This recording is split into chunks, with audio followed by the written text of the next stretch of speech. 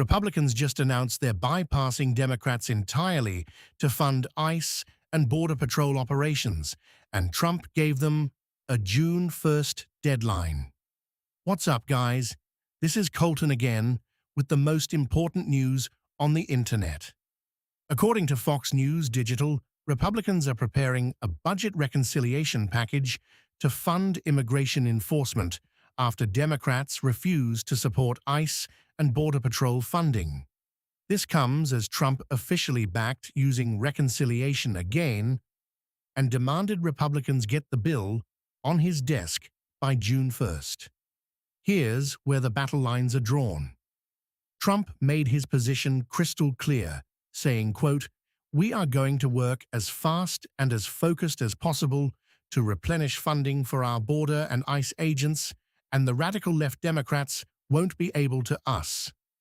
Senate Majority Leader John Thune from South Dakota is pushing forward but warning about keeping expectations realistic.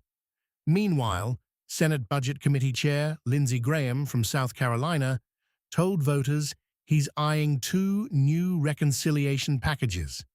Senator Roger Marshall from Kansas summed up their strategy. "We want to do it quick, ICE, Border Patrol, fund it as much as you can, multi-year." The theory, according to Republican leadership, is to, quote, "keep that thing as narrow and focused as possible, and that maximizes the speed at which we can do it and the support for it." House Republicans just spent their recent policy retreat pushing what they're calling Reconciliation 2.0, basically doubling down on this strategy. Now here's what nobody's talking about. This isn't just about immigration funding. Republicans are essentially stress testing the reconciliation process itself. They used it for Trump's big, beautiful bill last year, and now they're planning multiple packages. What we're witnessing is the potential transformation of reconciliation from an occasional budget tool into the primary way Congress passes major legislation when government is divided. That's a fundamental shift in how Washington works. Let me break down what this means for everyday Americans.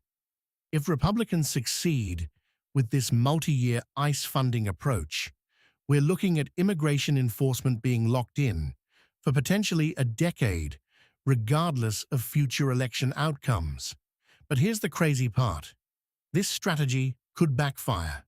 If reconciliation becomes the go-to move for both parties, we might see even more dramatic policy swings every time control of Congress changes. One year, you get massive immigration enforcement funding. The next year, a Democratic majority could use reconciliation to completely restructure those same agencies. For regular Americans, this means less predictable, more extreme policy changes, depending on who's in power. Do you think using reconciliation to bypass the other party is just smart politics? Or does it make our government too unstable? Drop your take in the comments.